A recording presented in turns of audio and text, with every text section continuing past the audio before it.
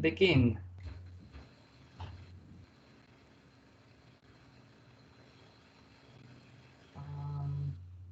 Okay. Hello, everybody. Welcome to our last industry guest meeting of the year, of this semester, not the year, sorry, of the first semester.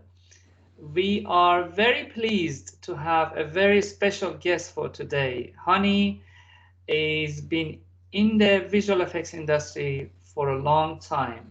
So I'm going to, actually, it's good to read through the projects that you have worked on it, Honey, which is amazing.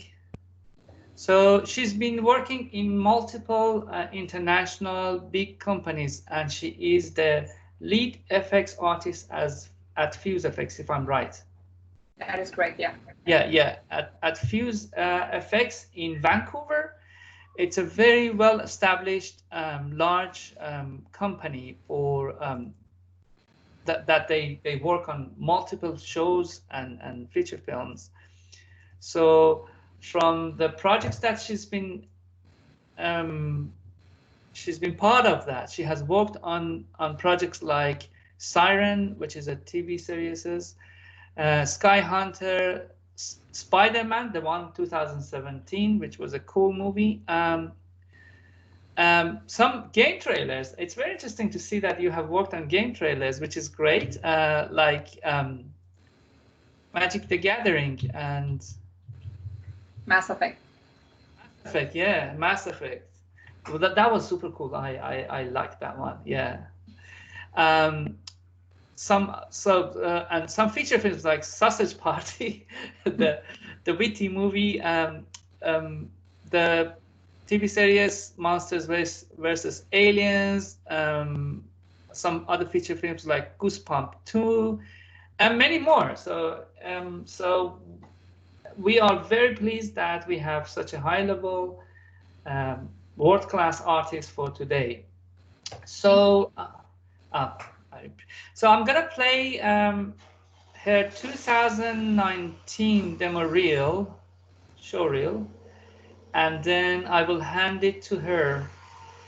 So actually, if you mind, I'm gonna share the voice of my computer as well, so we can hear it too. And I'm gonna turn off the autoplay, the next.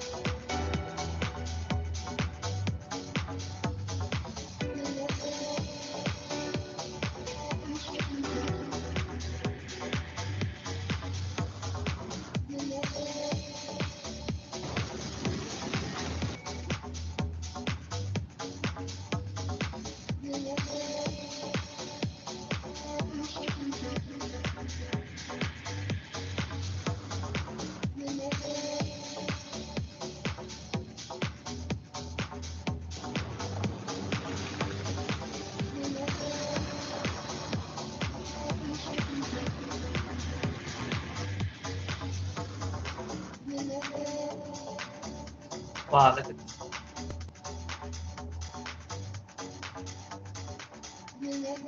Oh, fast.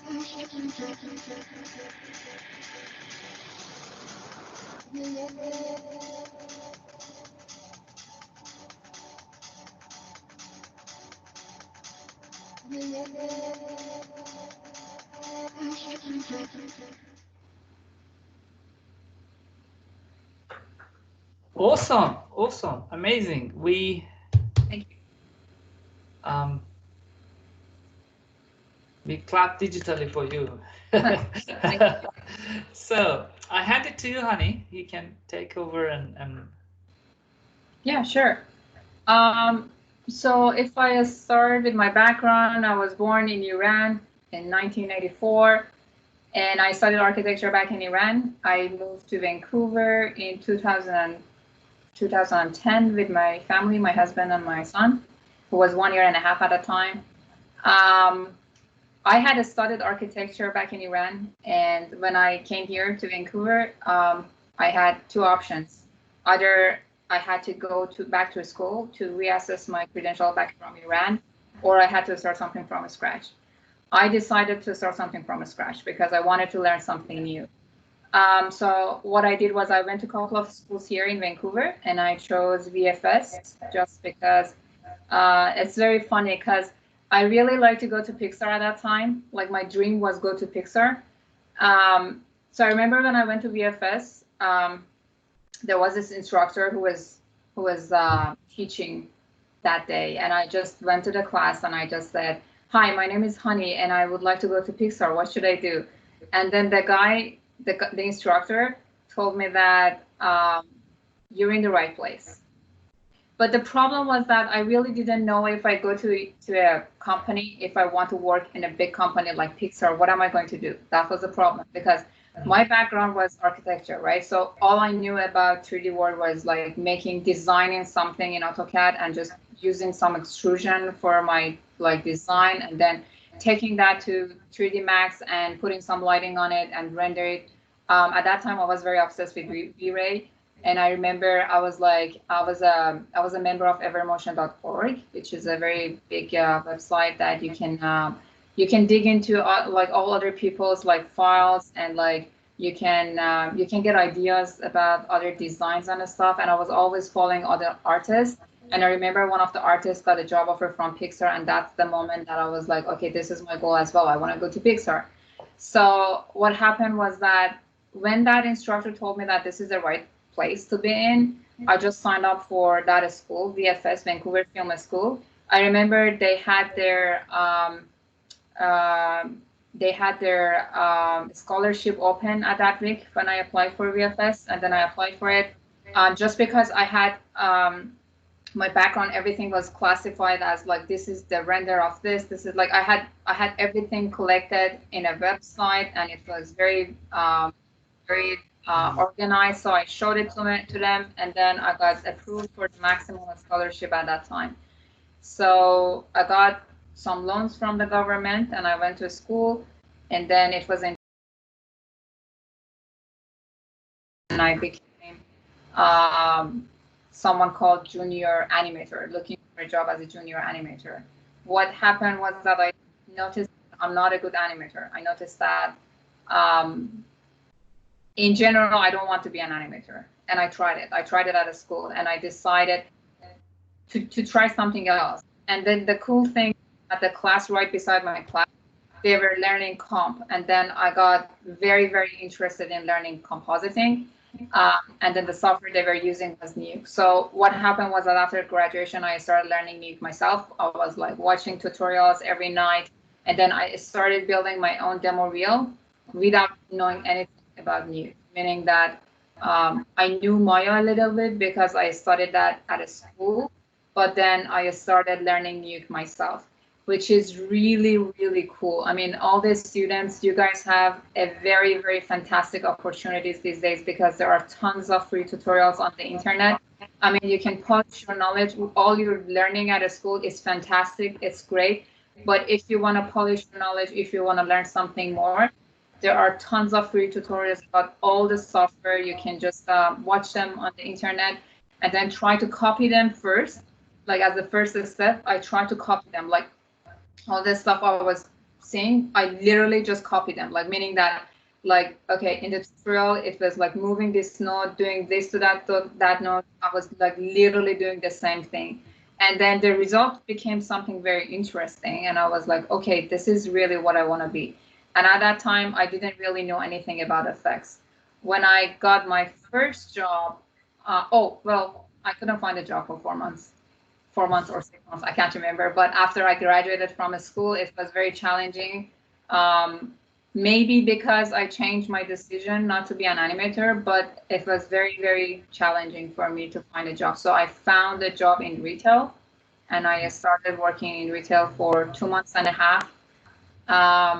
I remember I was working one day, it was around 10 o'clock in the morning, and I got a call from one of the companies that I had already applied for.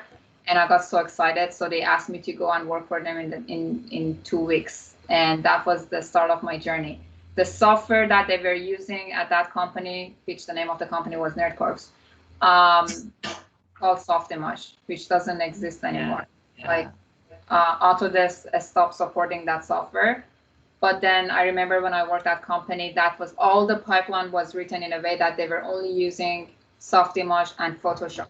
Photoshop was only for designing, and Softimage was used for rigging, lighting, modeling, compositing, effects, everything. Everything, the pipeline was Softimage. And I worked there for 10 months. After 10 months, I was, okay, the problem was that my son was less, I think it was around 4 years old. And then I had to leave early. By early, I mean around 5 o'clock every day, just because all this immigration problem and stuff, I didn't want him to be too much away from me. So my son was number one priority in my life, to make sure. I mean, my husband was grown up, so I wasn't that much worried about him, but my son was still. So I had to make sure that he's safe and sound, and like emotionally, he's not feeling too much gap from what he had in Iran. So that's why, like the first day that I started working at that company, I asked my supervisor if it was okay to leave earlier to be with my son more, and he said, yeah, it's totally fine. But after 10 months, they just called me over and they said that it's not okay. And they actually said that my supervisor is in trouble because of letting me go at 5 o'clock. I was never behind, never. All my task force, everything was on time, everything was good. They didn't even tell my supervisor, but they let me go. It was very, very frustrating. Yeah. That was rough. And, yeah, it was very rough. And for 4 months, I was still jobless, and then I was looking for a job. The problem was that the software that they were using, Softimage, was not used in any other company. So even my experience in that company was useless. So that was another problem, because I was going to apply for other companies as a junior compositor and as a junior effects artist, just because I had touched effects a little bit in that company, because my supervisor called me over once and they said, okay, do you know anything about effects? And I said, no. He said, okay, do you want to be an effects artist and compositing artist? And I said, yeah, sure. He taught me for half a day, and I was like, geez, and that changed my life. That changed my world, because I'm like, okay, this is what I was looking for. This is what I'm good at, because it has math, it has effects, it has math and physics, and it's art, it's logic, it's everything. So I want to be an effects artist. But unfortunately, they couldn't give me too much opportunity to work as an effects artist. So I was mostly comp artist, maybe 10% of the time effects artist. But then that was my focus. When I lost that job, that was my focus. I'm like, okay, I want to be an effects artist. So what happened was that I searched around and I noticed that Maya is a software that is used in the industry as a standard, like as a industry standard. So I started learning Maya and effects myself. Meaning what? Meaning I had to watch tutorials again, a lot of tutorials every night. That happened to me as well. I spent 2 years on Softimage, and so the company that I was working, pretty much the same. They were using Softimage, and then when you move out, and then when the creator, like Autodesk, stops releasing and supporting, you're just like, oh wow, you have to constantly update yourself. Yeah, exactly. So what happened was that I started learning Maya and effects, because I had a little bit of experience, because I studied Maya at a school, but that was only for 6 months, right? So I got my next job again as a junior effects artist. It was all in Maya. That was Bardo. I worked on this TV show called Monster vs. Alien, which was a fun project, but I'm going back in time right now. Maya is limited in effects. Why? Because there is always preset that you can't really make something from scratch yourself, which is what we do in Houdini right now. After that contract was over, I got another job, which was the beginning of my journey in Houdini, because their pipeline in effects was in Houdini, right? So again, they're like, okay, what is your background? I said, I know Softimage and Maya. They're like, okay, our pipeline is Houdini. I'm like, okay, I can learn it. Okay, that's fine. They hired me as a junior. So you're a yes girl. You never say no. I'm gonna Yeah, learn it. Yeah. I said, don't worry about that. Just hire me and I'm going to learn it, right? So they hired me, and again, like every night I was watching tutorials and Houdini and trying to learn it. It's just because I didn't learn any of this at a school, right? If I had chosen the right path at a school, I wasn't this much confused. If I had made the right decision when I was at a school, then I wouldn't be in this much hassle to learn the stuff myself, which is okay, which is fine. I'm totally happy right now because I learned a lot. I learned different softwares, and now it's helping me. Like when I work with different people in different departments, I know what software they're talking about. I know a little bit of like almost all the software, not all of them, but let's say 3D Max. I know 3D Max. I know Maya. I know Softimage, and like a little bit of that, not too much. But what happened was that I worked in that company for 2 years and a half. And then I had a trip to Iran that I wanted to take a really long time off, almost a month. So at this time, it wasn't the end of my contract. So I decided to just leave that company, to just go back to Iran to visit my family. And when I came back, again, I have to look for a job. But this time it wasn't that difficult. The good thing is that I started with small companies, which is great. If you start with big companies, actually, I'm saying this because your audiences are like people who are going to look for a job in very near future. You don't get too much opportunity to make your stuff yourself, meaning that you're going to get a rig from a senior artist that you're going to tweak that, but usually they don't give you the opportunity to have to own your shot, right? So it's good to start with a small companies, meaning that they have to trust you because it's a small company and they have probably like 5 or 6 effects artists or even less. Like this company called Gold Tooth, we were only 3 effects artists, and they were working on Mass Effect and Magic of the Gathering, if I'm remembering the name of the game correctly. But Mass Effect, we only were 3, and then we lost 1, so we were only 2 effects artists. It was only me and 1 other person. That's where I started learning Houdini. I really started learning Houdini because I wasn't relying on anyone, because it was only myself that I know that I have to trust it. And I know that, okay, if I have any problem, I have to learn how to Google the problems online. I have to go on forums and I have to ask my questions from people around, like on the internet. I don't have that much support to ask in the company. So that's where I started learning that how I can share my knowledge on the internet and how I can ask questions. And don't be scared of asking other people's feedback, guys. Don't be scared of that. I learned a lot from asking people's feedback. Like, let's say that I did a shot, and when I was a junior, I got offended when I got feedback on my shots. Like, I felt like I had to defend myself and I have to defend my shot, right? I was like, why are you saying this about my shot? This is my shot. I spent 1 week, 2 weeks on my shot and I like it. Why are you saying this to my shot? But then I learned, okay, if I trust other people, if I trust other people's opinion, it's good. Because why? Because they have more experience and then the result is going to be fantastic. That's the issue. That's the mistake that I made at school as well, because I spent too much time on modeling something which I didn't need, because I thought that I have to do everything myself.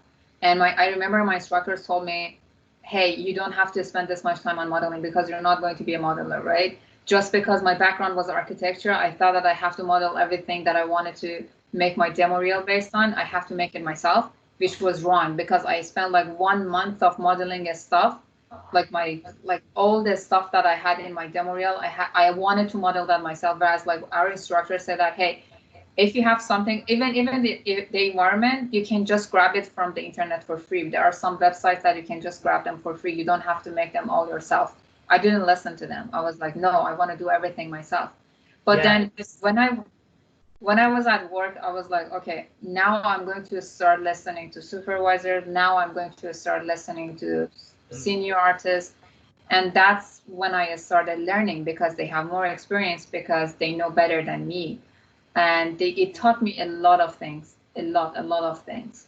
Yeah, it takes some time to come out of that feedbackophobia. That's that's what we try to teach to our students at school. So at school they get used to learn how to get the feedback and don't take it personal, and don't, so like, you know, and understand what does it mean to get a constructive feedback and work on it and make the shot better in an incremental, gradual process. That's It's a skill that you have to learn, and there's you know, you have to learn it the bitter way, or just like, you know, by practice. Yeah. True. Sorry. A very good opportunity that I got was that one of the shots that I was working in that company is the ship crashing through the ground, and that became so successful. And one other thing was that one of the people who was in that company, Adam, his name is Adam, he used that, he used to work at Sony before, and I didn't know that. And then at that time I was applying for Sony, and he was talking to me one day, and I told him that, hey, my contract is ending at GoTools, and I'm already applying for different companies. He said, I know Sony is hiring. Have you applied for Sony? And I said, yeah, I've already applied for them, but like they don't respond back to me. And like 1 hour later, he just sent me this message, and he said, okay, I shared this with one of my coworkers at Sony because I have experience working at Sony. And it's like that text, that message brought tears to my eyes, just because how much he liked my personality in that company, and how much he saw how much effort I was putting into my work, right? So meaning that when there was any technical problem and he saw me like going to other departments and talking to other artists, which I never understood, which I never paid attention. Let's put it this way. I never paid attention that other people are seeing me, which is very important. If any of you guys are working in a company, you're constantly going to be under review. You're like, your supervisors, your seniors are always going to look at how you're dealing with the challenges and how you're dealing with technical problems or artistic problems. And it's really good because when you need help, they might be able to help you, which is exactly the same thing that happened to me.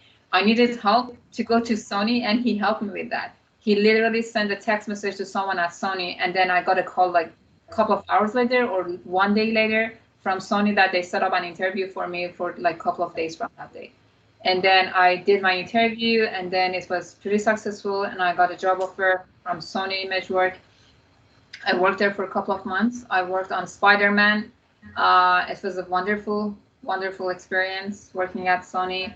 And then from that moment, because I had this big experience of like working at Sony and like almost having a better demo reel now, I got into more better, like not better, but like I'm just saying that finding job became easier for me. Like I didn't have to spend like 5 months, 6 months of looking for a job, just because my demo reel was building up pretty well. So I could just send it to different companies, and I could find jobs easier.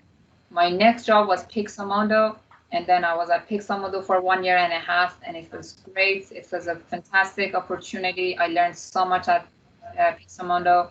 And then the next one was Fuse Effects, and so since then, I think it's been 1 year and 9 months that I've been working at Fuse Effects. I was hired as a senior effects artist, but then after a couple of months, I was promoted to effects lead here.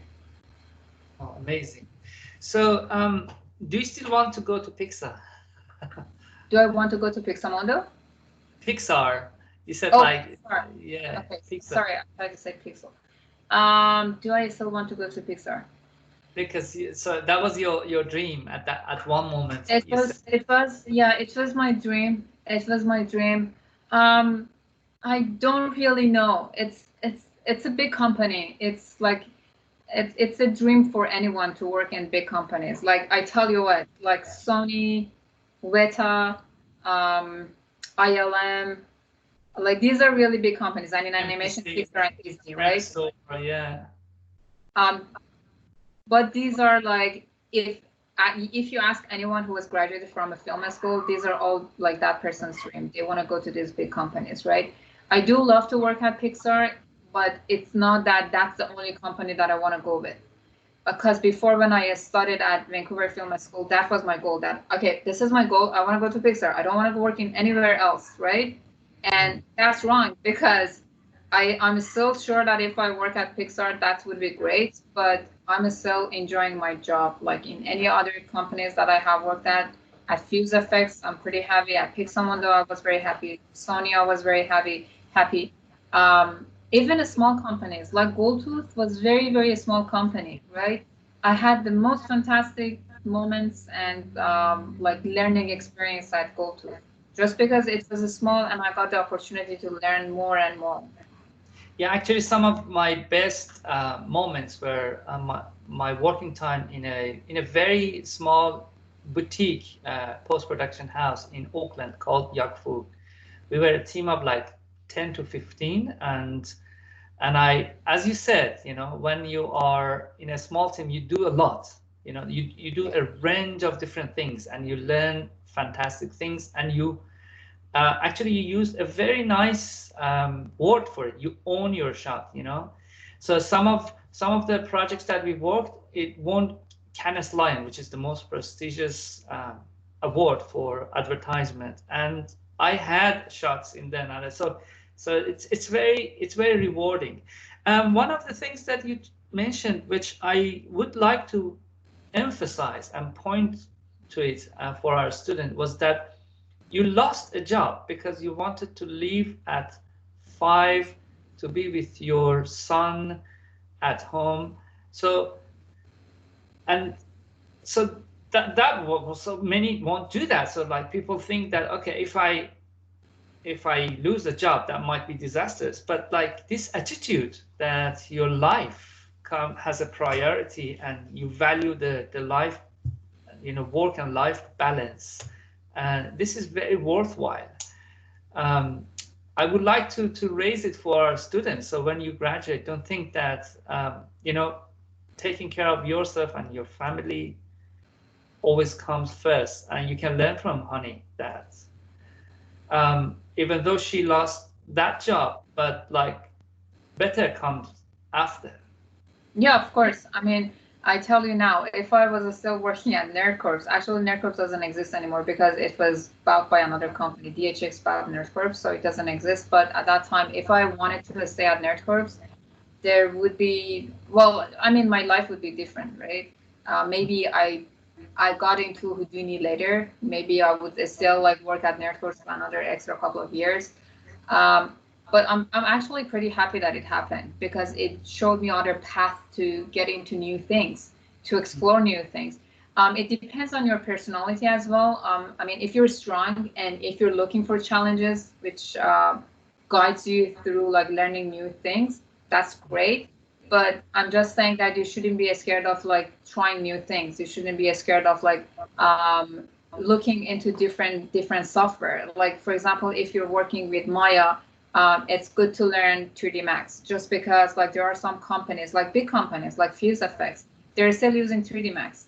Even if you are like if you're doing anything in Maya, you might still need to know something in 3D Max or other software like I don't know, like there are so many software these days.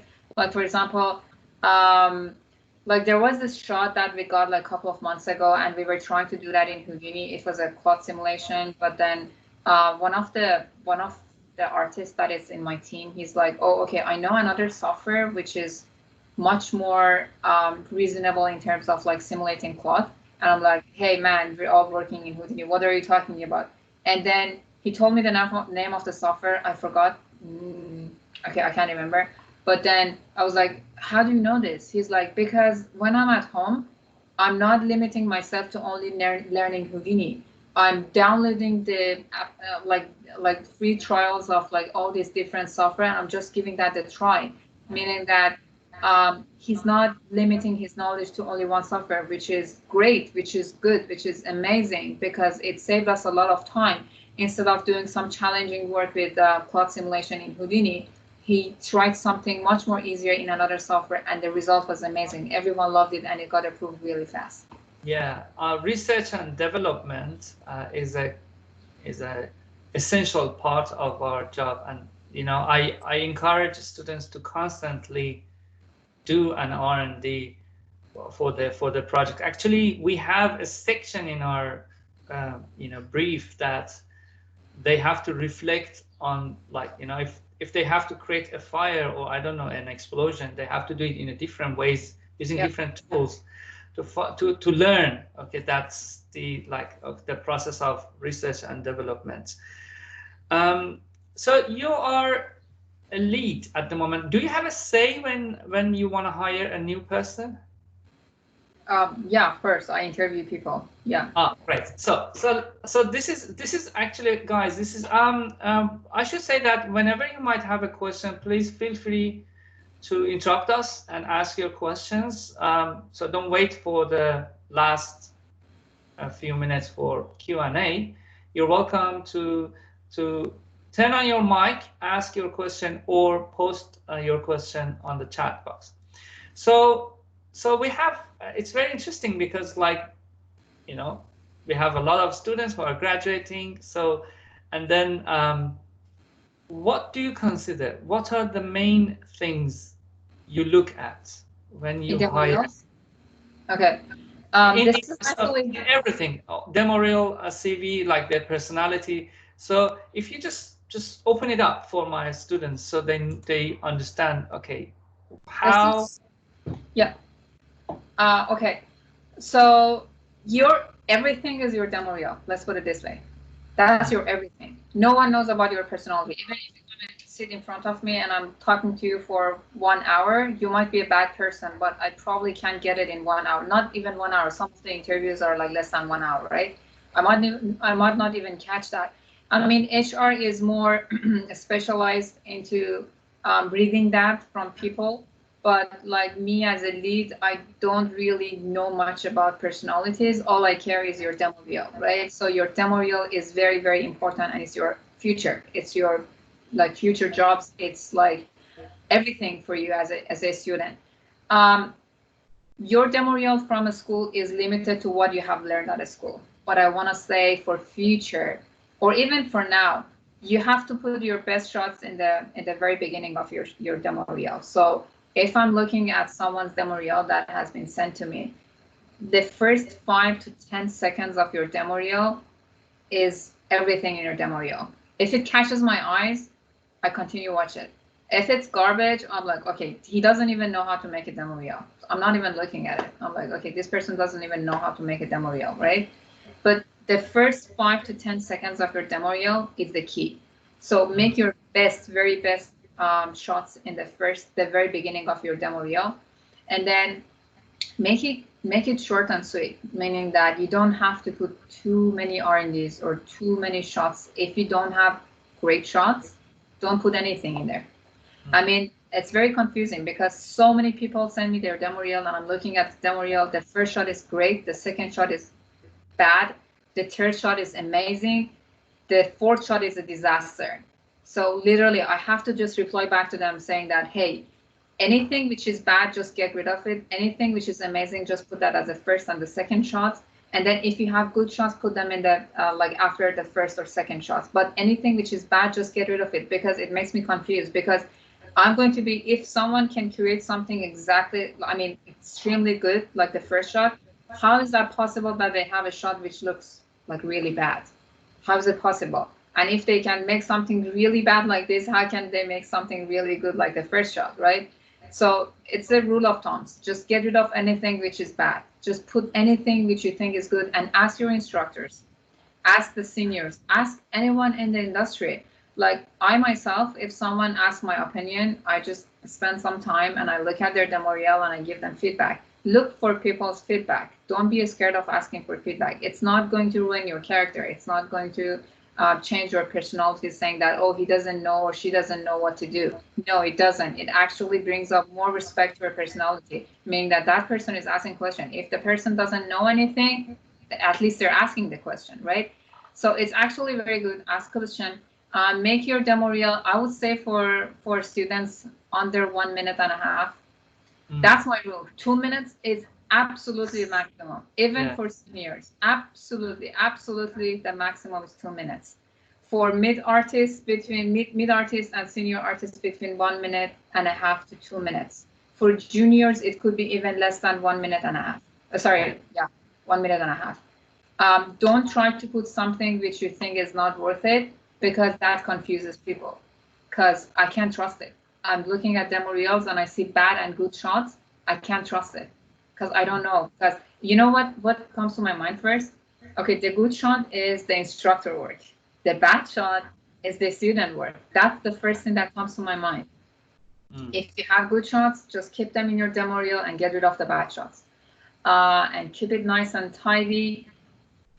Well, description underneath your demo reel, underneath the shots, is very important. So I want to know what type of work you have done in your shots, because they have to mention their exact contribution if they are working as a group.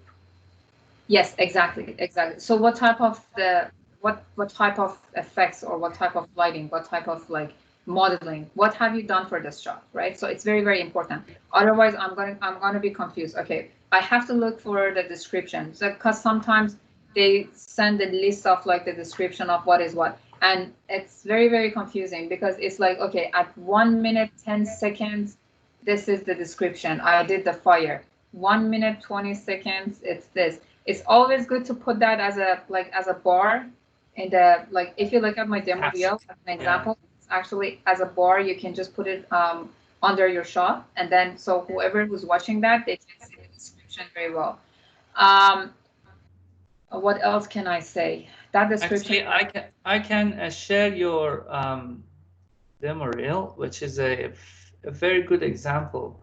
So here you see that like developed, executed, and rendered the destruction. So she like exactly mentions, so like the book magic effect rig here in Pixelmondo. Here, so Honey says that, yeah, executed vulture smoke trail. So she clearly says that, like, what part of the shot is her contribution. When it says executed, it means that it wasn't my rig. It was someone else's rig, and I executed someone else's rig. When it says I developed something, it means that I created this from scratch and I did it to the end. Lovely. What about breakdown? Do you suggest that putting breakdown in the show reel might be a good idea, or no? That's awesome. That's great. If you have time in your demo reel, do it. Get rid of any bad shots. Just put the breakdown so that we can see what has been done and what part of the effects is your work. It actually gives us a clear view of how your effects element, or whatever element that you have done, is working and looking by itself, right?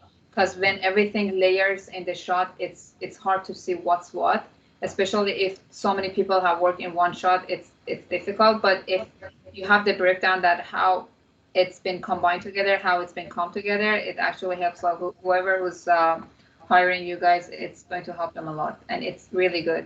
The problem is that if you're working in big companies, the chances that you can get the breakdown of your shots is very small.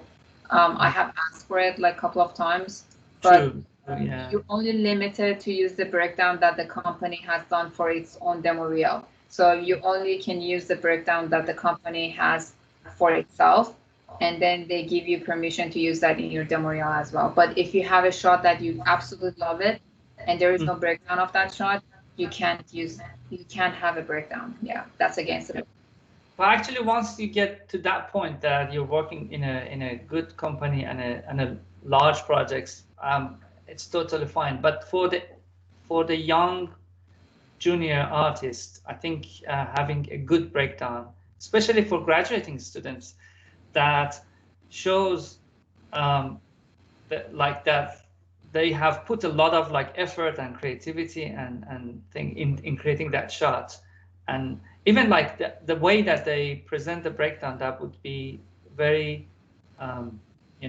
interesting. As you said, like I ask you personally because you are an influential person in hiring others, so your point of view is very valuable here. I want to point to something, because in my demo reel, there is a mistake that I want to point it because I'm not going to make that mistake in my next demo reel, but I want to point it because I know that your students are going to make demo reel. If you have worked in a sequence like different shots, but it's all in one sequence, try not to put too many shots of that in your demo reel. Like if you see my demo reel, there is this retrospective thing that I have created the week for that. And I have put, I don't know, 5 or 6 shots of that in my demo reel. That's bad. Refrain from doing that. Why? Because if I have 2 or 3 shots to show what I have done, everyone who is watching my demo reel, they know my ability to creating something like this. I don't have to put 5 or 6 shots to show people what I can do. So that's wrong. I actually wanted to fix it, but I kept it to just talk about it because that's a mistake. And you know how I learned it? I asked. I send my demo reel to other artists, to seniors, leads. Even sometimes I ask for feedback from juniors because they might have fresh eyes and tell me something that doesn't I should have captured it myself, but I didn't. So when I ask people, they're like, I actually talk to recruiters a lot too, a lot. I ask their opinion. I like, okay, what do you expect for my demo reel? Just because of those time that I was looking for a job, like those gaps between my contracts, and I was constantly going to workshop. All the workshop in the city, I was just going for there. And I was talking to recruiters, I was asking their opinions, I was showing that I had a small laptop that I carried that in all the workshop that I went to. That's like 10 years ago. Right now, like the cell phones are pretty big, so you can show them on your cell phone. But at that time, I carried my laptop in all the workshop, and like I remember the battery for my laptop was pretty bad, so I had to be very fast. Like I had to charge it and then just unplug it and just show it to like a big computer. It was a disaster anyway. But I still could have good opportunity to talk to so many recruiters here in Vancouver, and I got their opinions. So that rule of thumbs that I told you, under 2 minutes demo reel, it's something that I have learned from recruiters. Actually, they said 1.5 minutes, but sometimes if you're a lead or if you're a senior, that could go up to 2 minutes. But as a junior, as a student, try to limit it to 1.5 minutes. And your best shot is always the first. That's something else that you have to keep in mind. Aside from that, the description is very important. And if you don't find job in the first few months, don't get frustrated. Don't let it get too much into you. Don't. What they do. They do. So let's say they graduate and they're doing their best to find a job and they can't. So what they should do, how they make use of this gap. I wanted to send demo reel to these companies every week, but that's bad because you don't want to bother them too much, right? I actually did it to one company and they blocked me. That's really bad. After I graduated, there was this company called Generate. It doesn't exist anymore in Vancouver. I literally send my demo reel to them every week, like literally every week, because I was very frustrated and I just wanted to get a job, right? And I don't know what they did, but they blocked me on LinkedIn. They stopped replying back to my emails. Like the first and the second email they replied back, but after that they completely ignored me. Completely. So I don't exist anymore, right? That's bad. I learned from it. So be more patient. Just be more patient. So if you send your demo reel to a company and they don't get back to you by like 2 weeks, that's the time that you want to follow up. Just send a very respectful email to them and just say, hey, I want to touch base with my application that I sent like 2 weeks ago. That's it. Wait for their reply. Don't bug them too much. Just because I have been in that position before and it's bad. It has the opposite influence on that person, because if you're asking the person too much, they're going to be okay, that person is like he or she is too desperate for finding a job. Yeah, let's not hire him or her. Does it help to use this time for making personal projects or something? What I did was I was still watching tutorials and I started updating my demo reel. Like the first month I couldn't find a job, I did another demo reel. I just kept working. I just watched tutorials, watching tutorials, keeping working. And then the next month I had a new demo reel. So now I have something new. If I couldn't find a job last month, I have a new tutorial, new demo reel. So what happens is that you have a brand new tutorial. So, I keep saying tutorial. You have a brand new demo reel that you have something to say to that company. You say, hey, I have a new demo reel that I want to share with you guys. Or I want to share, if you know the name of the recruiter, that's perfect. Like, let's say Nancy. Hey, Nancy, I have a new demo reel. I just wanted to know your opinion about my new demo reel. If it's the old one, don't send it. At least wait for, I don't know, 2 months, 3 months, because they already have it. Trust me. You don't have to send it. They already have it and they keep it. And if there is any position, a good fit for you, they're going to call you. They're going to send you an email. So don't worry about that. Great. So we have 10 minutes for a Q&A. That was a fantastic, actually, talk and very useful tips for all students. I quite like what you mentioned about the specialty. Like, actually, at uni, this is what we do. We try to provide a group working activities and projects, kind of simulated projects environment. So they start to experiment like different skills. So they find what they like, because you never know if you like FX or animating or texturing, or if you are a, I don't know, concept artist, or if you are a compositor. Or so uni is a good chance for you to just find it out. So okay, guys, I want to show something to your students as well. Yes. This is very important, guys, because I found it very useful. This is my notebook. If I'm going anywhere, even if I'm traveling, I take my notebook with me. It's red because it's attention, I guess. And then if I'm working, just because my memory is not very good, your memory might be absolutely fantastic, but my memory is not that good. So never talk about mine. If I can show you, if you turn off your blurring, the background or blurring, so because it just. Let me turn off the background for a second.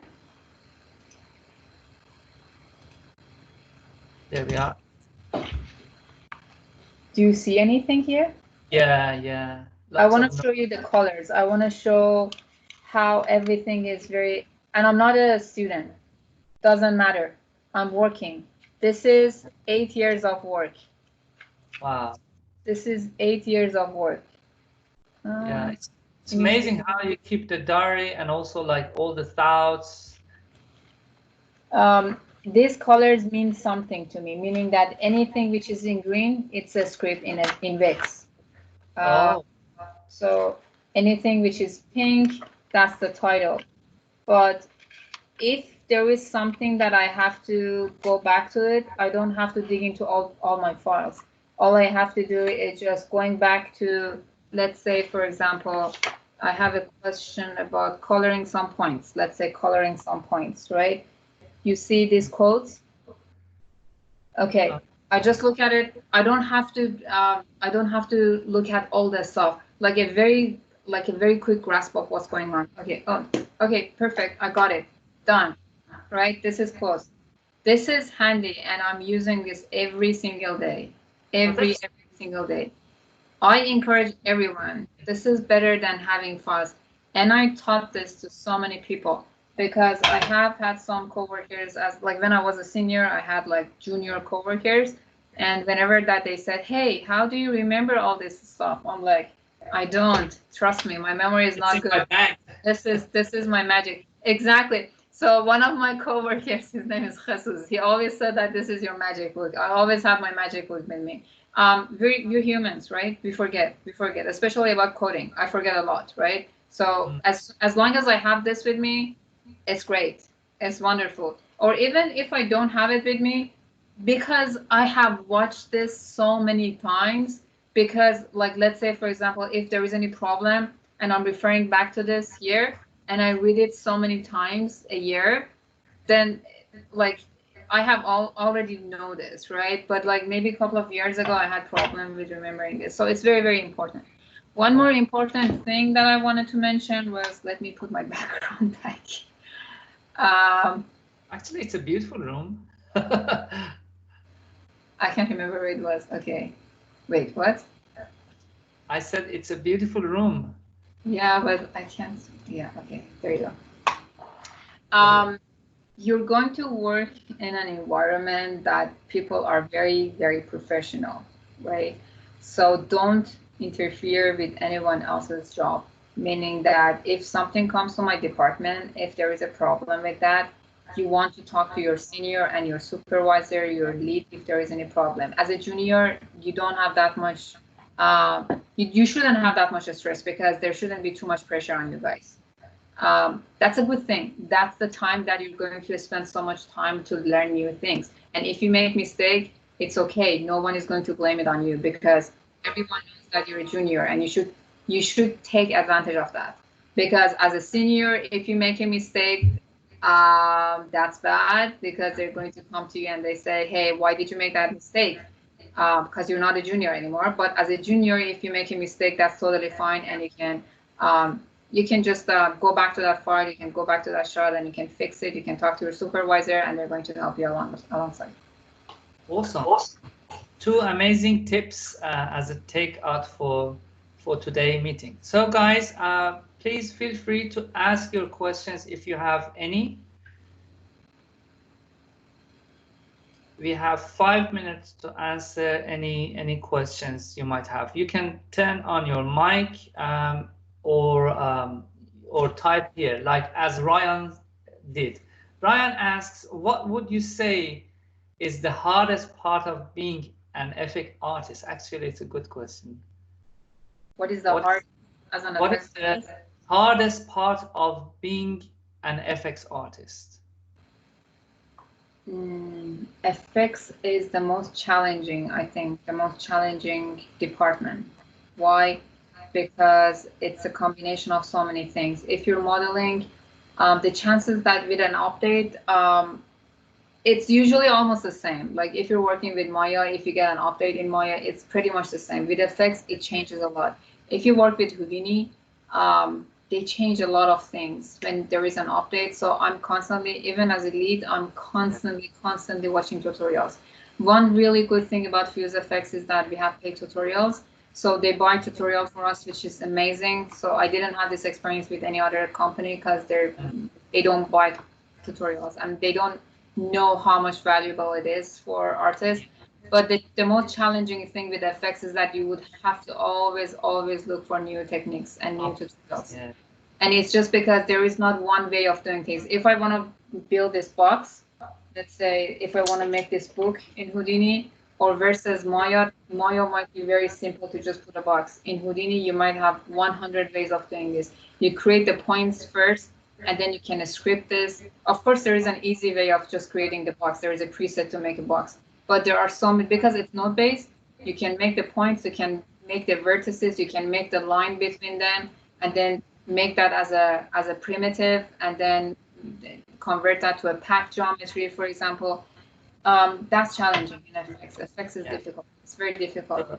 Yeah, true. The hardest challenge is you have to keep updating yourself. But from Houdini 17.5 to 18, there was an immense amount of changes and updates that makes the life a lot easier. Like in sub-level vellum, sub-level RBD, material fracture, and lots of other things that has been added and makes our life easier as long as you know them. Okay. So next question is from Carmen. Carmen asks, could we in future ask you to review our work if you have time? Add me on LinkedIn. When you add me on LinkedIn, just mention that you were part of this group chat here. And then I noticed that, okay, you're the person who saw this interview. And then I just accept your invitation on LinkedIn, and then you can send me messages on LinkedIn. I don't have any other social media. I'm not on Facebook. I'm not on Instagram, no other social media, only exactly LinkedIn. like me. I'm over except the LinkedIn. Yeah, but just send me a message on LinkedIn and I just reply back to you. But make sure that when you send a request, just mention that you're part of this chat, because I get like 100 requests every day. Okay, so that's very generous of you,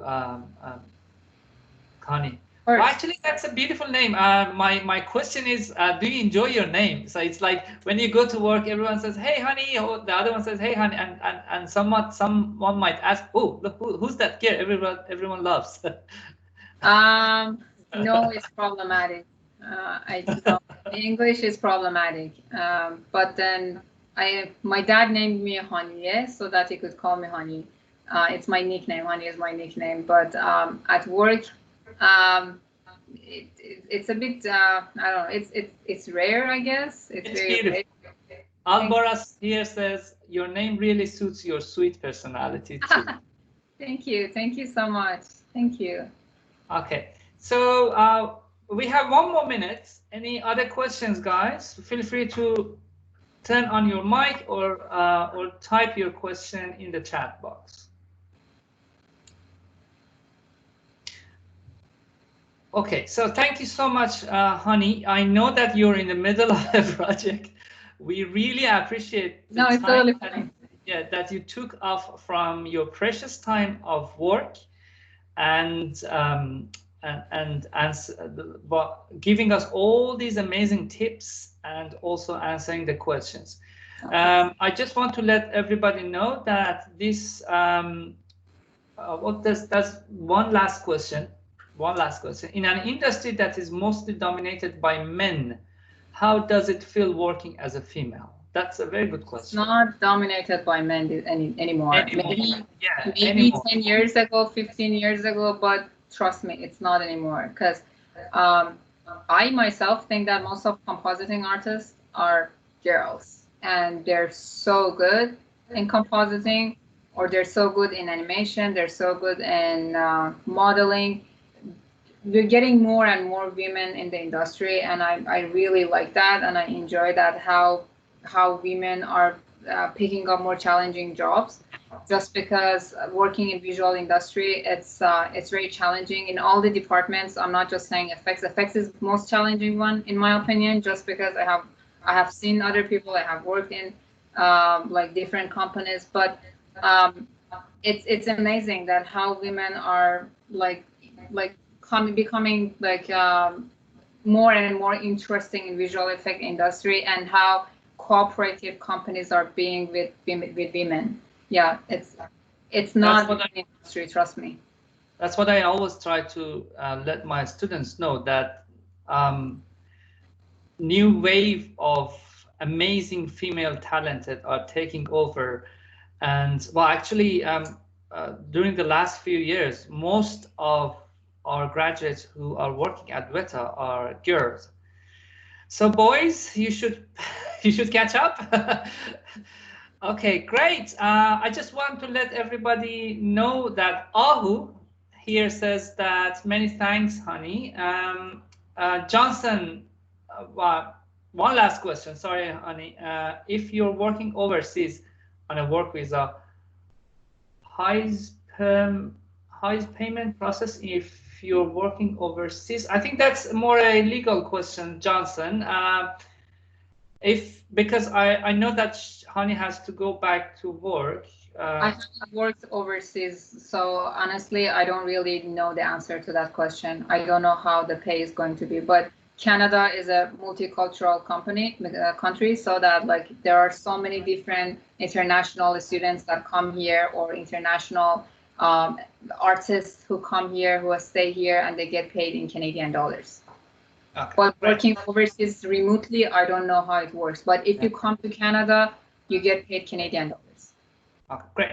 So this talk will be uploaded on YouTube and LinkedIn for your further review. There's been a ton of information in this 1 hour talk, which is amazing. And thanks for your fast talking skill, Honey. So that was amazing. So guys, I really recommend that you come and overview this talk. We will let you go back to your work and get your daily's review. Thank you so much, Honey. We really appreciate it. Have a great evening. Bye. Bye.